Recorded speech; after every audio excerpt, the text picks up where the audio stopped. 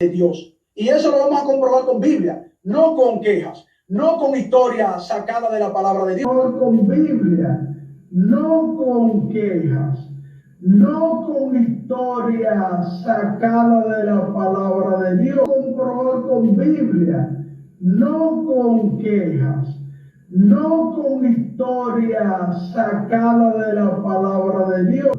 No con quejas, no con historias sacadas de la palabra de Dios, sino con la misma palabra de Dios. De los apóstoles y los profetas, siendo Cristo Jesús mismo la piedra angular, no Pedro, la piedra angular, en quien todo el edificio bien ajustado va creciendo para ser un templo santo en el Señor. Es decir, Jesús es el fundamento donde los apóstoles y los profetas, no hay otro nombre bajo el cielo dado a los hombres en quien podamos ser salvos. ¿También le resulta familiar eso? Ninguna iglesia salva.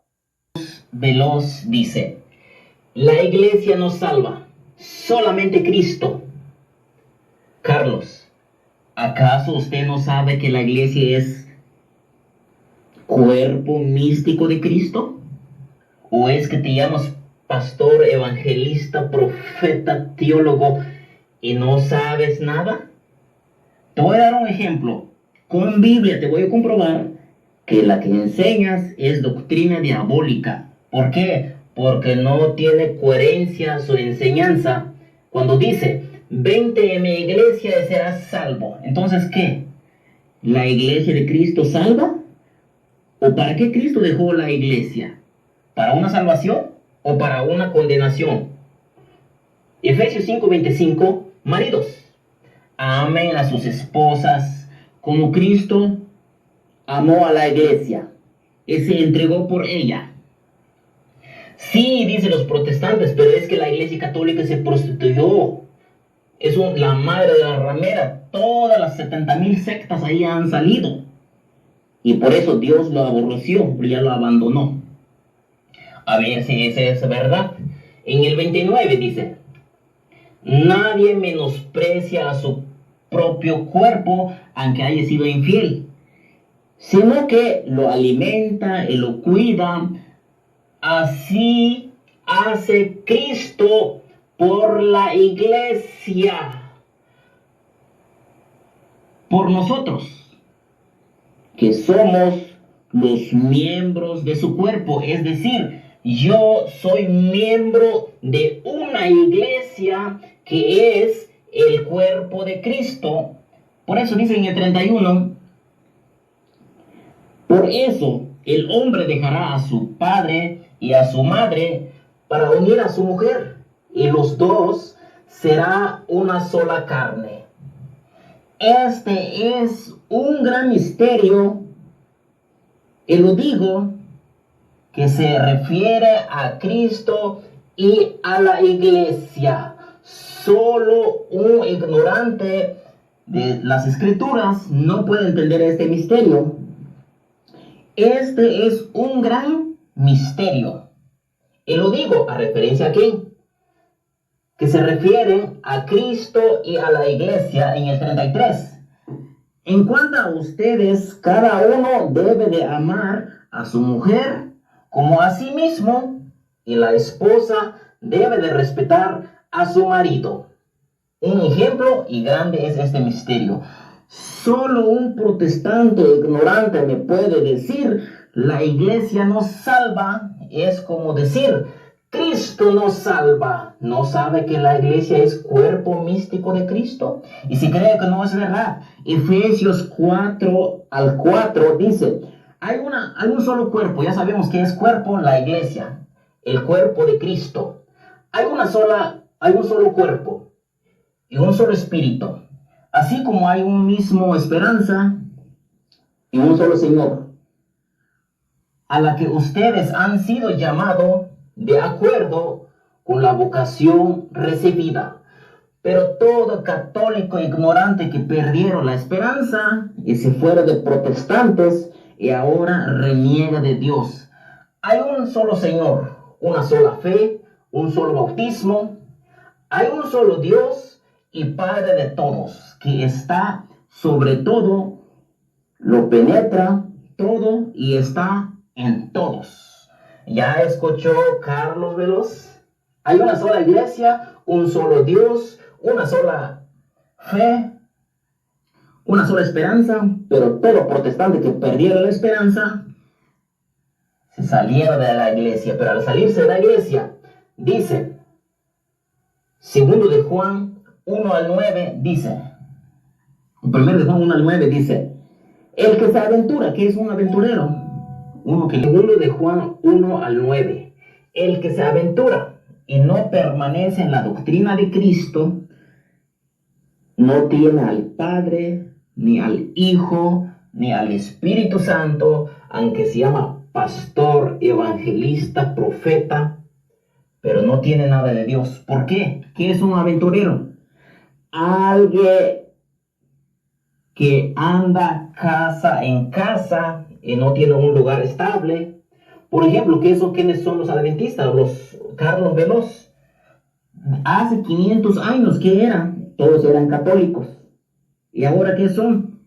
Perdieron la esperanza, se metieron de protestante. Ahora anda renegando de Dios, cambiando la doctrina de Cristo. El que no permanece en la doctrina de Cristo, dice que me dirás, ajá, pero ¿cómo es que yo no he cambiado la doctrina de Cristo? ¿Es lo mismo decir que la iglesia no salva? ¿Es lo mismo? Claro que no, lo está cambiando. Está enseñando doctrina diabólica.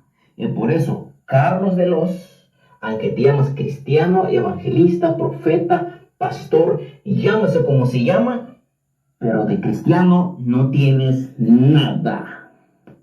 Segundo de Juan. La verdadera es aquella cuyo sustento establece los mandamientos del Señor y reconocer a Jesucristo como el Hijo de Dios, el único intercesor, repito, el único intercesor, la única vía de salvación, el único mediador entre Dios y los hombres, y la predicación del Evangelio a todos los seres humanos.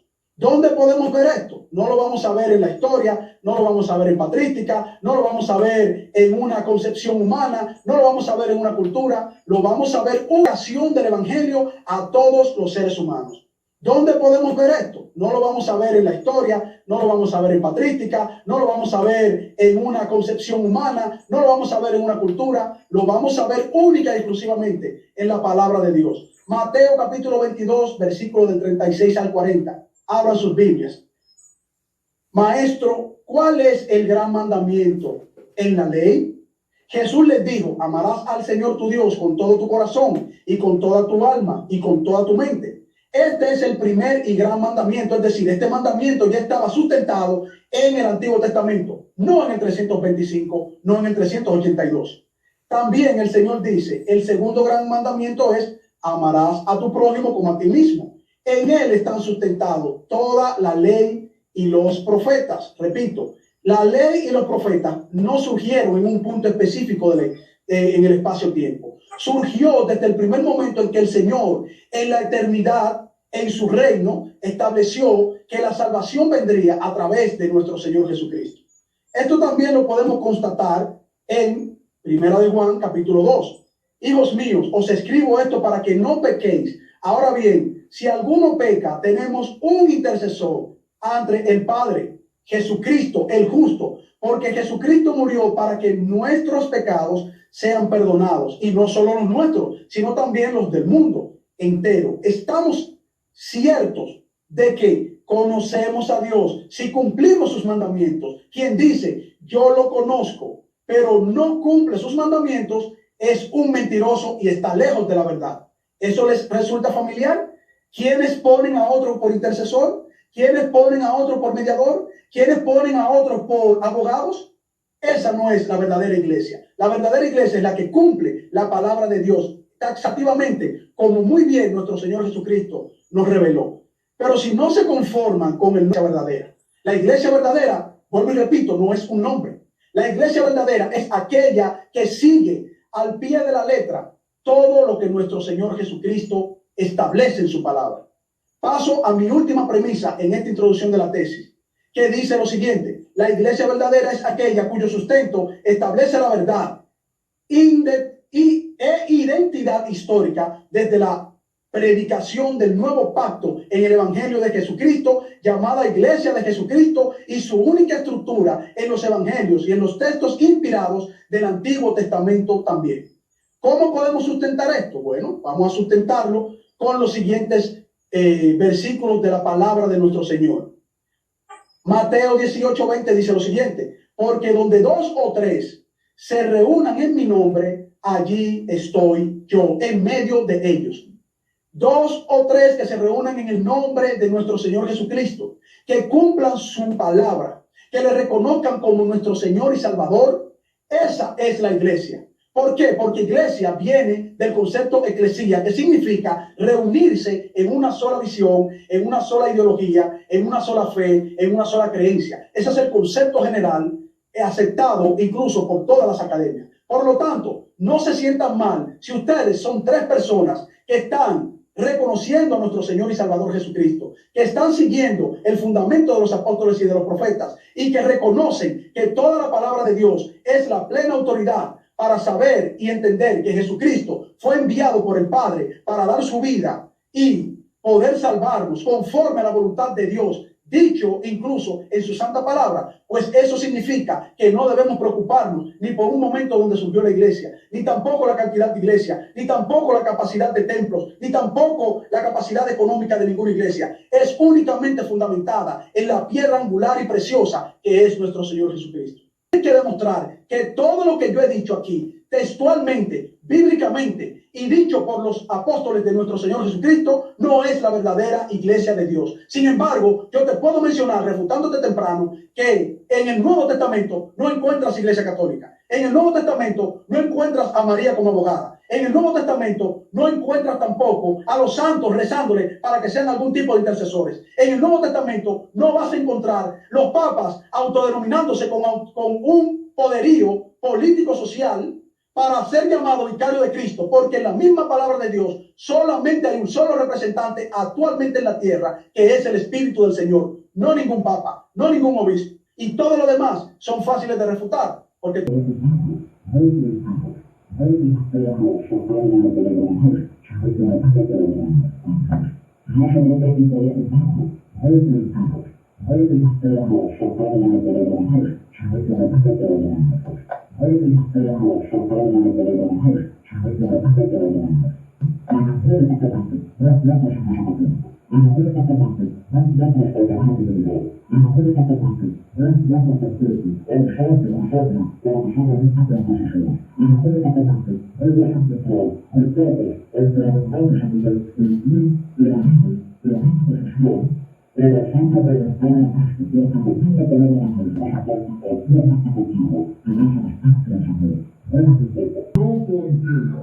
no con historia sacada de la palabra de Dios, sino con la misma palabra de Dios.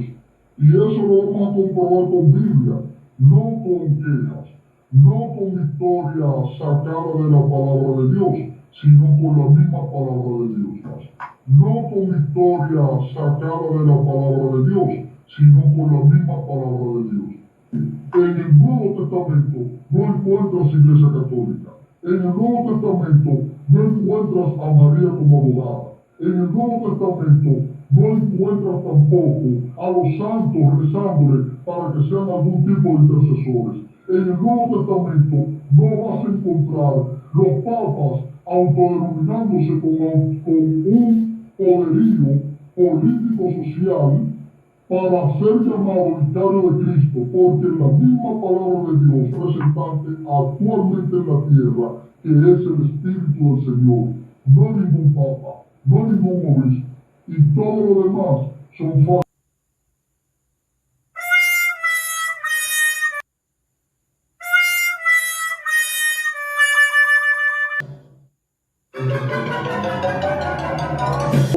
Para que el Evangelio llegara a todo el mundo, según las sectas, la Biblia. Para que el Evangelio llegue a todo el mundo, basta la Biblia. Y yo voy a la librería, compro la Biblia, leo la Biblia, predico la Biblia, bautizo, caso, descanso, ahí está todo.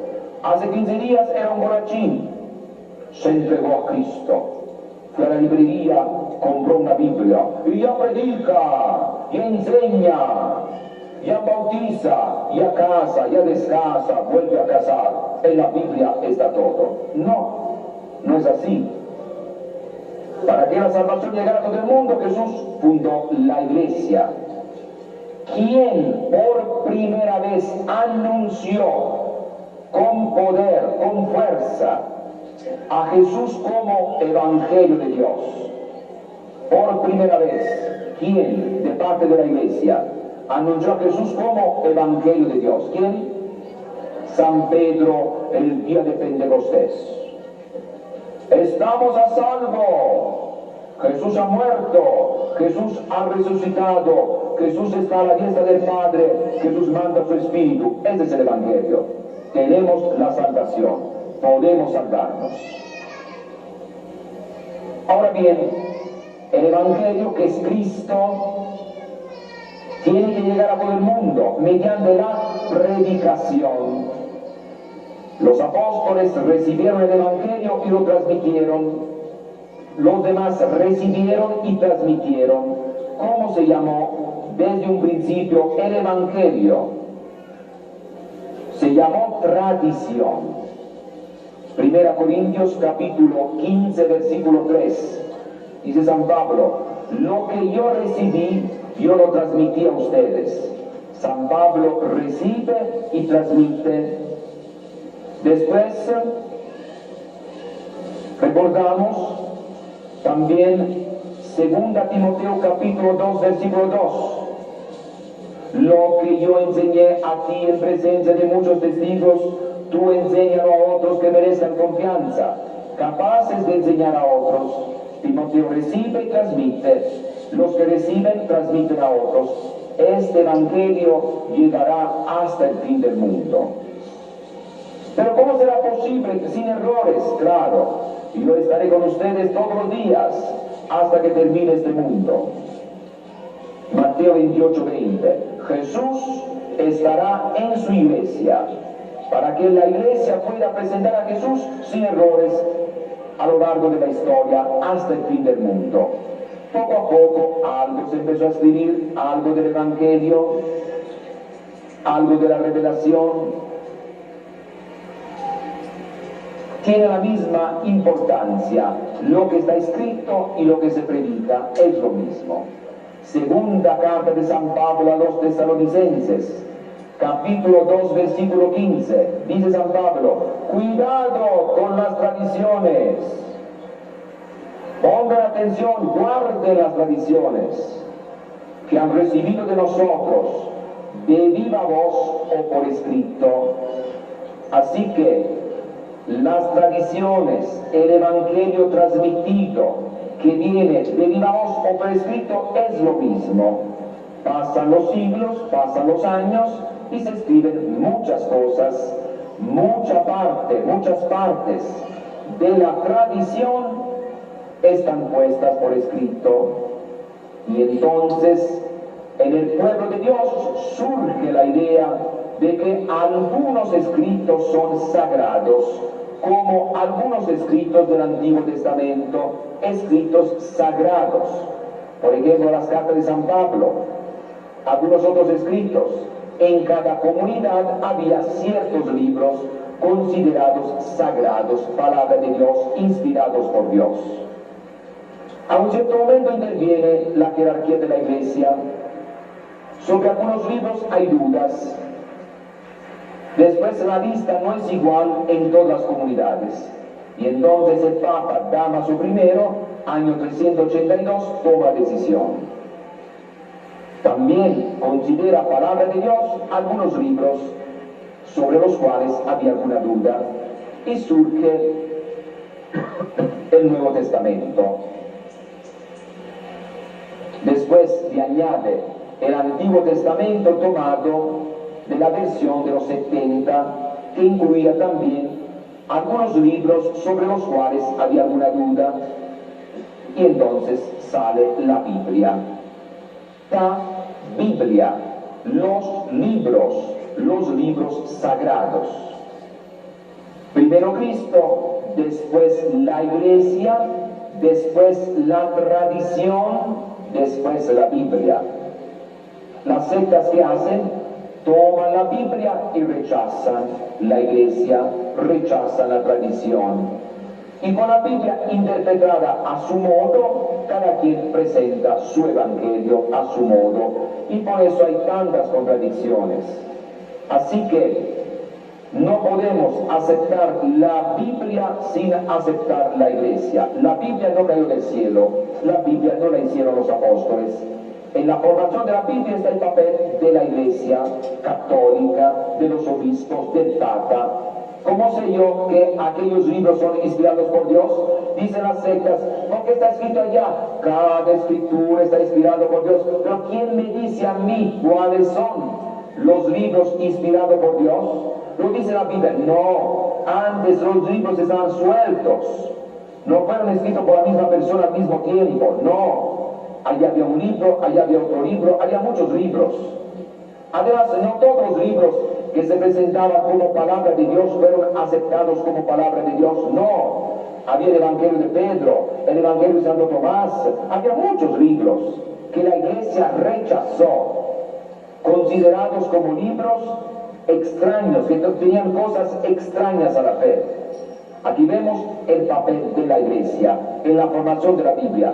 La iglesia hizo la Biblia, colaboró en la formación de la Biblia, la iglesia interpreta la Biblia, porque Jesús se encargó a la iglesia de predicar el Evangelio. Dicen las sectas, todos podemos predicar el Evangelio. No todos, no todos, no cualquier persona. Solamente el Evangelio está encargado a la iglesia que Cristo fundó, dirigida por los apóstoles. Los demás lo pueden hacer en buena fe, algo van a encontrar, pero seguramente no tienen ninguna garantía de enseñar la verdad auténtica. Y por eso en las sectas hay cosas buenas y también cosas malas, hay también errores, hay también confusiones. La verdad auténtica, el evangelio auténtico, solamente en la iglesia católica, dirigida por los sucesores de los apóstoles. Ellos tienen el encargo de predicar el evangelio, ellos tienen el encargo de cuidar el evangelio, ellos tienen el encargo de interpretar la Biblia. Claro que hay ciertas verdades que no están claramente en la Biblia. Por ejemplo, el purgatorio. Hay algunas citas. Por ejemplo, la Inmaculada Concepción, María Asunta al cielo. Las sectas dicen, ¿dónde la Biblia dice Inmaculada Concepción? ¿Dónde la Biblia dice que María fue asunta al cielo? Es la iglesia que desde un principio así ha creído, así ha interpretado la enseñanza de Cristo, de los apóstoles. En la Biblia se dice, por ejemplo, llena de gracia, con relación a María, llena del amor de Dios. Entonces, si es llena de gracia, nunca estuvo sometida al pecado. Entonces, antes de recibir el pecado original, fue liberada por los méritos de Cristo, Inmaculada Concepción. Y si María no fue sujeta al pecado, porque su cuerpo se iba a descomponer, María asunta al cielo. No son cosas que nosotros inventamos ahora. Dicen las sectas, este dogma fue inventado por el Papa el año 1854, la Inmaculada Concepción. 1950, el dogma de María asunta al cielo. No, fueron dogmas proclamados, verdades anunciadas solemnemente, pero no inventados estos dogmas. Desde antes, desde el principio, se creía en la iglesia que María fue asunta al cielo en cuerpo y alma, que María nació, fue concebida sin alguna mancha de pecado. Por lo tanto, la iglesia tiene un papel fundamental para poder llevar la salvación a todo el mundo. No se puede aceptar la Biblia sin aceptar la iglesia.